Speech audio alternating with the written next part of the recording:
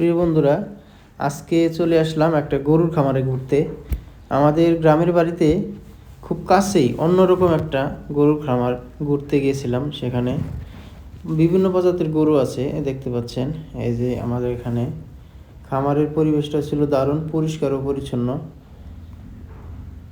সত্যি বলতে শহরের কোলাহল থেকে একটু দূরে খামার ভ্রমণ মনটা বেশ শান্ত করে দেয়।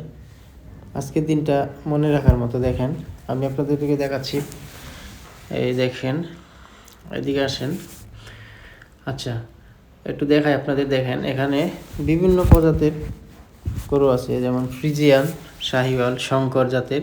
এগুলো হচ্ছে বাসি গরু, মানে ছোট প্রজাতির গরু। এইগুলো এখান থেকে বিভিন্ন লোকজন কিনে নিয়ে যায় এবং এখানে লালন পালন হয়, দেখতে পাচ্ছেন। ভিডিওটি ভালো লাগলে শেয়ার করে দেবেন। ধন্যবাদ।